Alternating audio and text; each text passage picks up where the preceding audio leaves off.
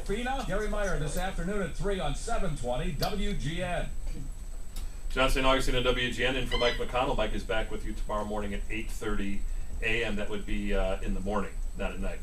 And something that's going on this morning is really important to me because it should be important to you because we never know what's coming into our lives. We think we got it all figured out, take all the surveys you want, go to school, do everything right. You can do everything right, and something wrong can still make its way into your life, and that's a difficulty that sometimes we don't know how to handle. Last Thursday, Jennifer Weigel, who writes for Tribune University Tribune in the Tribune, wrote this column about a woman named Jill Markison that just stunned me about what she had been through, and then more importantly, again, not dismissing what she'd been through, but that she had somehow transformed this adversity into something different. So Jen, when you came in crossed paths with Jill, you wrote this, and you only have a certain amount of space to write, which was really well done. It really hit me. I thought, we've all go through our you-know-what, right. But something, it's like the old story about the guy who falls out of the airplane into a dump, right. Where they have all the waste from the sewers, and he says it's not staying in the waste that'll kill you. It's not trying to crawl out, right. And the crawling out is a process. Right. So Jill, you've been crawling out of this since 2007. You lost your daughter. Mm-hmm. You've been through a fire. Right. You're rebounding out of losing your job. You're trying to keep the lights on, all this type of stuff. But now you're taking your life in new directions. So when I was interested to find out when you got a call from Jennifer and she said, "I want to tell your story," what did you think? I was honored. I had met Jennifer at a luncheon, and I was extremely impressed with everything she's done. Mm-hmm. We were at this luncheon for Bridge Communities in the spring, and it was the day after, John, the day after my divorce was final.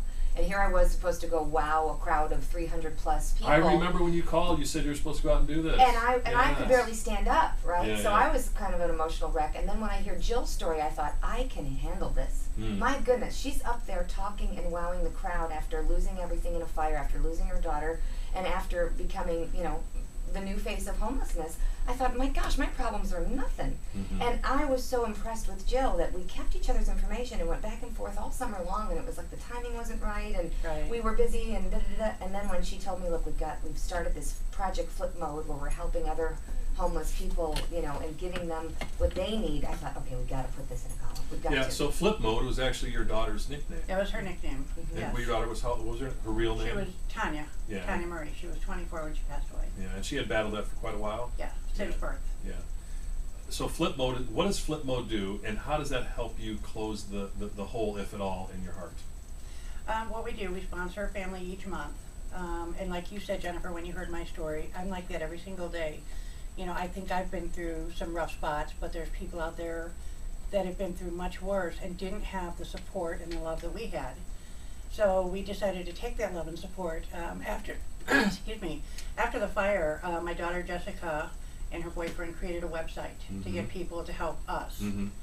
And after things started settling down, the dust settled, so to speak, I asked her, I said, why don't we take something like your website and help other people? Take my name off of it, let's help someone else now. So that's how the idea of Project Flipmode started, was to reach out, because we were blessed. Yeah, even when you said your fire happens and your pastor calls and says there are some gift cards so you can go and get some supplies, and you felt that emotional support. You said, what about people that have nothing? Right, there's so many people. When we did Sleep Out Saturday last year, we've got about 30 people. We're raising money for awareness, and one of my dear friends and I were sitting in a tent after making s'mores on a bonfire with all these people, love and support, and we're in our tent with like 15 blankets. And all of a sudden we looked at each other and like, wow, this is not homelessness. This is a sleepover. This is a sleepover, right. That's not the same thing. So it makes you stop and think, what about those people who have gone through much worse than me and don't have the support? So Project Flipmode, we bring the community together. I mean, we've had like Wickstrom Chevrolet, we've had Harley Davidson, a lot of really big organizations jump in. You got a car for a woman whose car was 39 years old? Yes. That's incredible. Yeah. So people don't have to donate a car, they can give baby wipes. I saw the wish list for your flip that you just did, and it's like Pampers, please, and sensitive skin baby wipes. I mean, right. And These are clothes for an needs. 18-month-old. These are not people with wants. These are needs. These are their basic needs that we all take advantage of. And not only take advantage of it, we walk around with this big assuming thing going on. One of the things in a great book called The Four Agreements, Don Miguel Ruiz says, never assume anything. We walk around assuming, as I'm looking at all these people walk by on North Michigan Avenue, that they don't have any problems because, you ought to hear what's going on in my life, and yet everybody has them. Mm. And as you pointed out, there's always someone somewhere worse off. As Absolutely. hard as that is to believe, after losing your daughter, losing your job, can't turn the lights on, having a fire, there's always someone worse. What fascinates me is that you've been able to rise out of this to some degree. Yeah. That's the thing I'm looking for. Where's the point where you say, okay, it's enough about me, I need to go help somebody else, and then you start that climb. Because if you don't, and you stay in the waste pit, Right. you'll die in there. Right. How did you crawl out? Was there a moment you said, you know what, enough, I need to start moving up? You know what, it was, I think it was after the fire. Mhm. After the fire, I thought, all right, maybe I am very strong in my faith. Mhm. And I thought, God never gives us more than we can handle.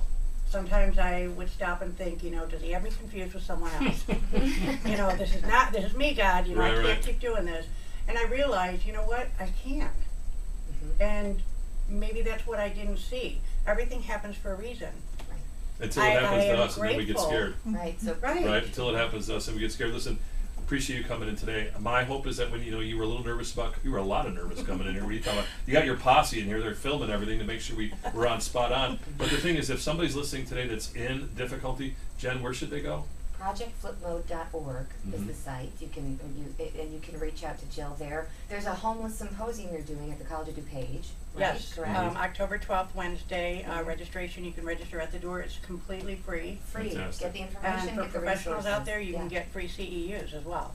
Fantastic. Find out who the new homeless are, because it's not who you think. Absolutely. Ladies, I appreciate you coming in. Thank you very much. WGN.